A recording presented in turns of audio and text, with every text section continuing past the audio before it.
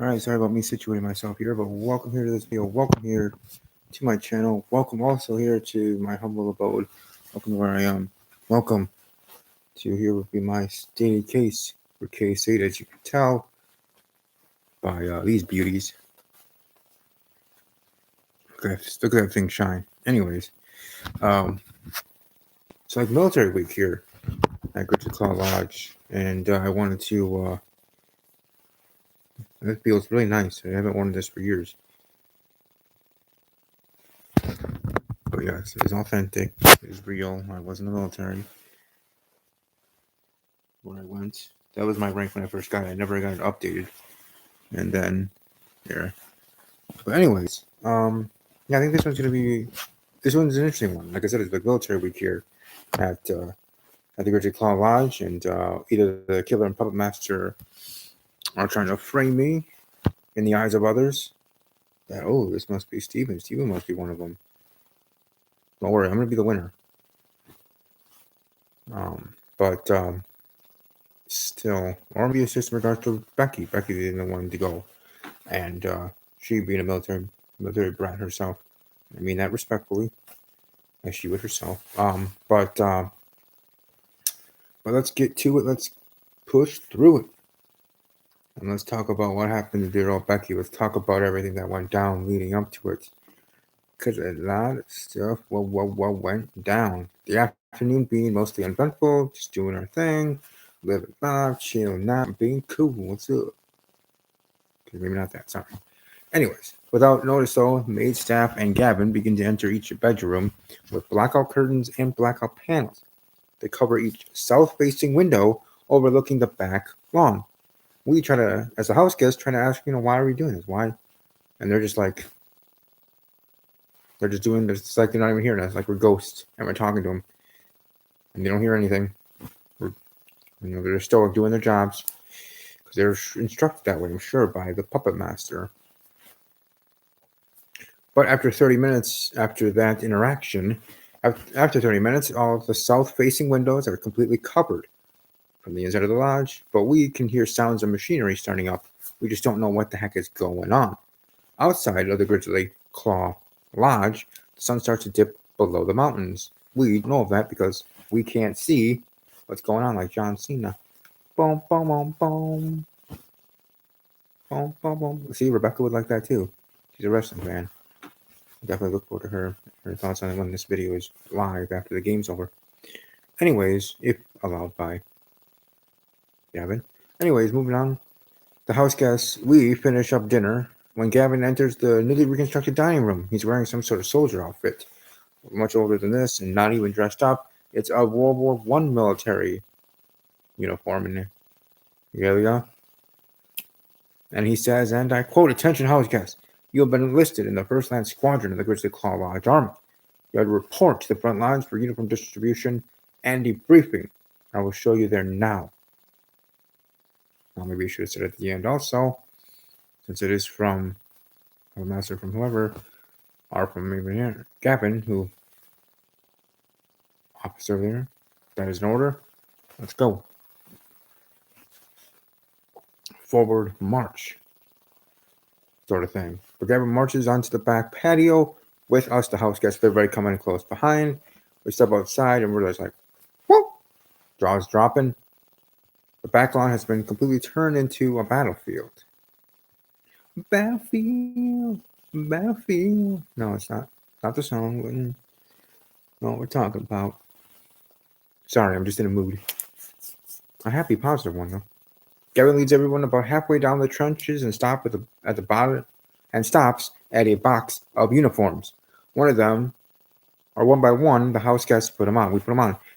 They're authentically historical, except for the fact that we have mouth guards and GoPros that are going to be mounted, not melted, but mounted on our helmets. Lastly, here are your weapons, soldiers. Gavin opens up a chest filled with rifles. They look like this: old-style rifles, World War I, authentic rifles. And those son of guns were, first things that first out in regards to what a musket is in the British Army. Which, by the way, is commissioned in 1941, then was decommissioned after World War II. in the year 1968, I believe. Anyways, I think. Don't quote me on that. Soldiers, we have been ordered to do a simple attacking exercise, Gavin explains. We will simply charge enemy lines to the trenches. Have them fall back, retreat. You are not authorized to kill the enemy unless their life is directly threatened. And about your weapons, the general has ordered our squadron to not discharge our weapons at any living person. Doing so will result in the most excruciating punishments. Hashtag don't try me. At the moment, the sun has completely disappeared from below the horizon. It was getting more difficult to see in the trenches through the darkness. Soldiers are my command. And then Gavin is interrupted by a gunshot, and then a millisecond later, boom, boom, boom, explosion rocks the trench. And some sort of foul-smelling gas fills it as well. I think, house guests, soldiers. Charge! The house guests step on the wooden trunk step on the wooden trunk to scramble out of the trenches and move on to the battlefield. More explosions shake the ground into the house as we all navigate the barbed wire and craters that are at our feet. We suddenly come to this narrow footbridge. It spans some sort of muddy pit. The house guests are we file across it with me in the lead, Stephen. Army strong, hashtag. Leading the way, but in the back is Billy and Rebecca, the two scared individuals. A scream comes from the back of the soldiers. We do turn back and see someone has fallen into the mud. It's hard to tell who it is in the smoke and darkness. They eventually get themselves out of the pit, but they start trailing behind significantly. Trust me, there's a reason for that. Let alone they were able to get out of that mud, period, because of what I think might have happened. Once the house gets stepped across most barbed wire, we duck down into the trench. Seems to be 6, except for 1. Another blast happens to the air. Eerie silence fills the air as well. And Gavin then approaches us. Footsteps approaching from the battlefield. House guests. A soldier is down. Please follow me. It's Gavin. House guests, Gavin says, as you know, all deaths at our lodge are no accident. That means there's only one explanation for the sight before us. Rebecca, or Becky, Pookie, or Poker Lady 718 on Twitter, has been murdered. The general, or rather the puppet master, has given 3 locations. We make way to the crime scene, the entire battlefield, the morgue, or Rebecca's last known whereabouts, the trenches. So that's where we went. That's where we got. At the battlefield, with a flashlight in hand, along to the smoky battlefield, you start from the enemy trench and work your way west. As soon as you make it over the barbed wire, you notice several craters in the ground. The craters are pretty shallow and about 5 feet across. You approach crater where you found Rebecca's body and see some blood just outside the crater. Leading up to the crater, you see what looks like footprints in Rebecca's final resting place. Upon closer inspection, though, they're not shaped like footprints or boot prints. They're more circular and very bloody. You make your way over the bridge, over the mud pit, and you see that it has been tipped to the side. Since the pit is now impossible to cross, you take a long way around it and go back towards the west trench. If you get close, you smell that garlic in the air. Your eyes start to get red and burn really bad, so you know you gotta get out of here. On the bushes, you pull the bushes back on the southeast corner of the battlefield. You push it back and you find a machine gun. It's aimed in the direction where you found Rebecca's body, so that's where the shot happened.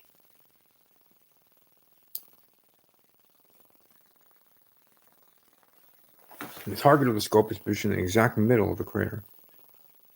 And in the mud pit, we go there, you're stirring it, you're seeing what's going on. You're trying to put a stick into it, just a stick, stirring it, seeing what's going on. As you slowly put it further and further, you hear some bubbling happening. You hear that, and then it just goes away when you bring the stick back up. Right? It's like a what's that called? Like a shredder, like a paper shredder sort of thing. So that might not be what it is, but it's definitely not that actually. It's almost like a human shredder, object shredder. Very interesting in its own. And at the morgue, you see Rebecca, her corpse being shredded. Her arms, torsos, and face are red spots. red spots on her skin, her eyes severely irritated and red. Her ear canals are bleeding. Her chest and stomach look deflated, exposing more rib bone, and shows more rib bone than you're used to seeing. Down on your feet, and her feet are completely gone. Everything below her shins are missing. Especially when remains her calf have been fizzled away. The exposed bone in her leg seems to be smoothed over somehow. On her pant leg, you see what looks like burns in the fabric of her pants. Her wounds seem to be 1 centimeter in length on her wounds, and you can spot fragments of metal lodged in her body. In her mouth, you smell that garlic scent again on her lips this time. No. And you open her mouth, you find her mouth guard is stuck on her teeth. In fact, the bottom teeth stuck, period. Preventing you from seeing what's on her, seeing inside her throat. And with her uniform, seems to be bruising on her chest and stomach. Her back has blotchy red bruises on her back, lower back near where kidneys would be.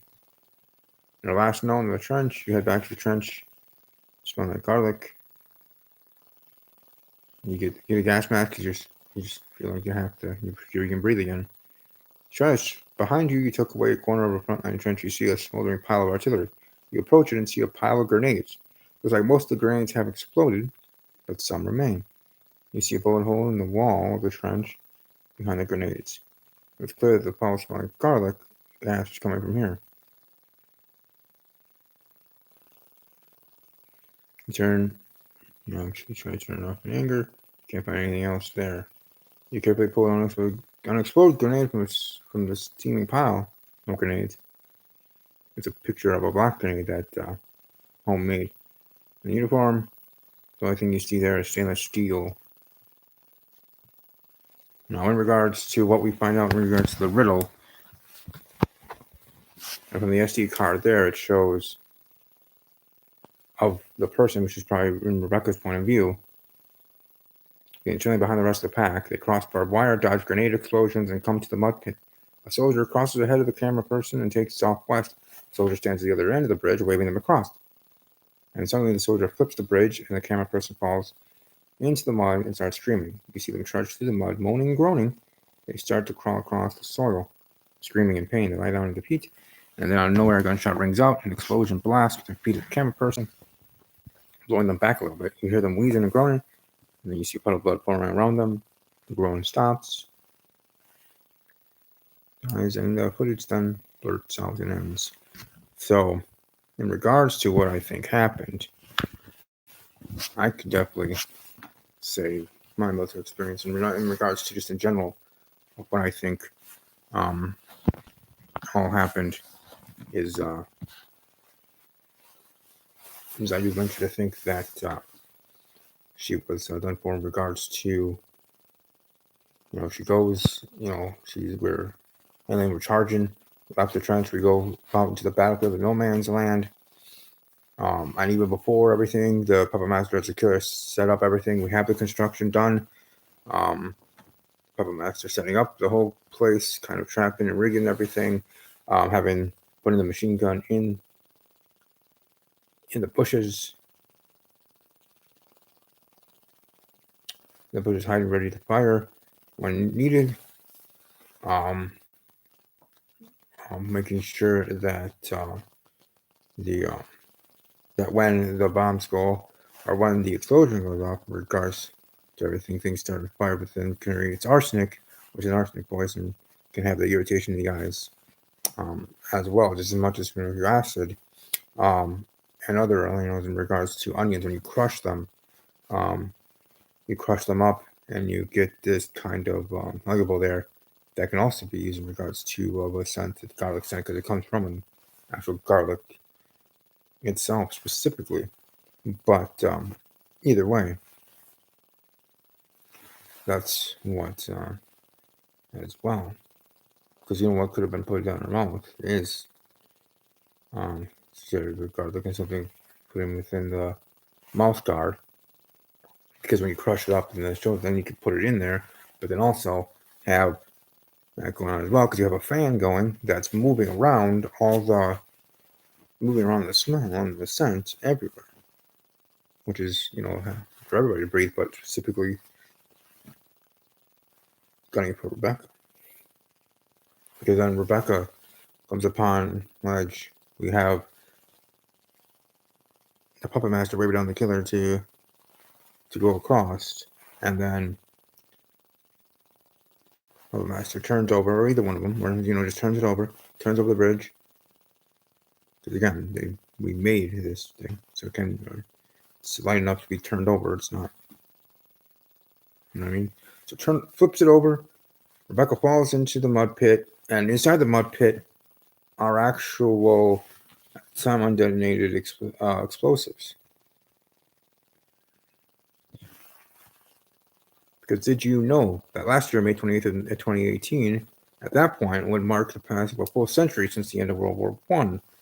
And one of the battles, or in regards to shown here, a drone view of World War I battlefield at Hamel, Newfoundland, in France, shows of a crater, and of where one of the bloodiest wars were, and exactly what a bunker is. World War I German bunker near Verdun, France, used in World War I, and how bunkers being seized from many miles away. Point is when you have a undetonated grenade, homemade or otherwise, when you have it go off and you throw it in there, does it go off? It just sinks, and it doesn't go off yet until contact with an object or a person.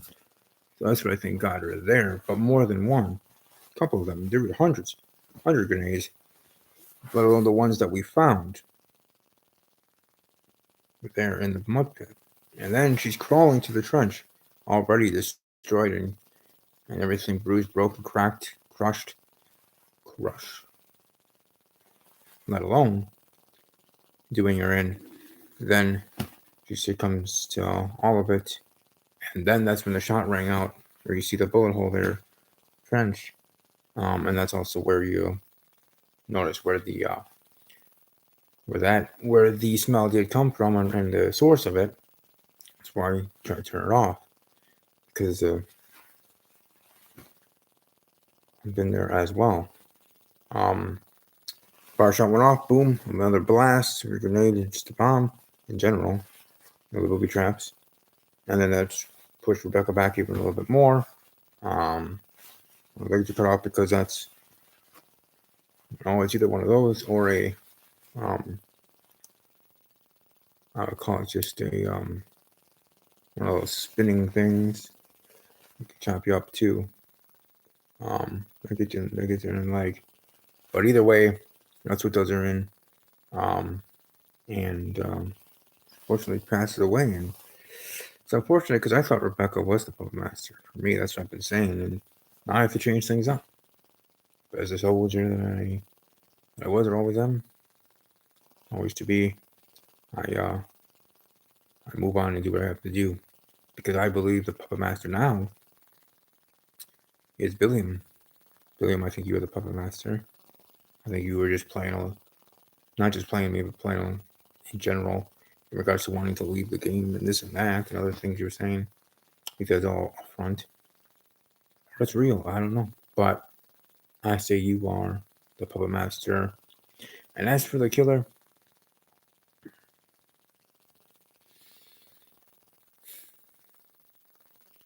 this was a tough one, but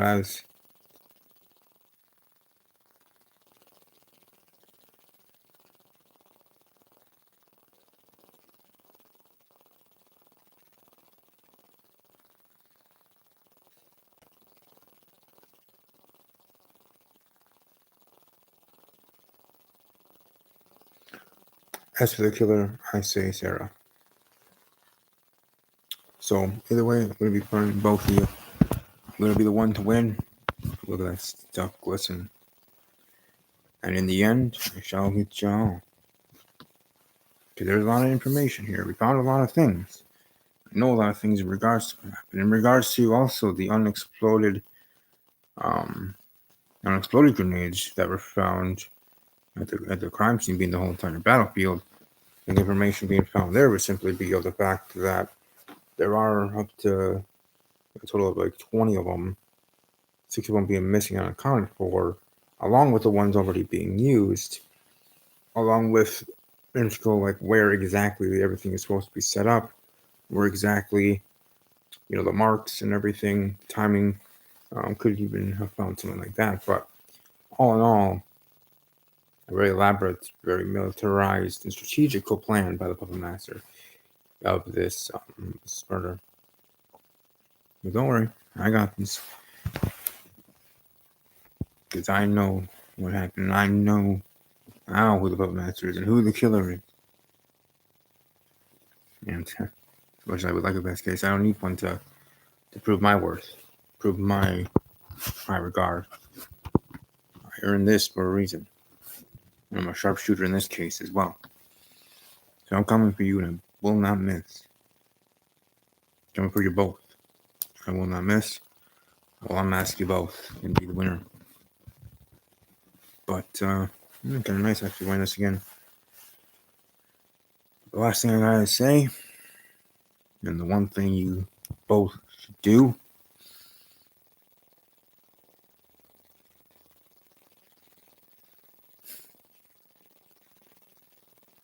run.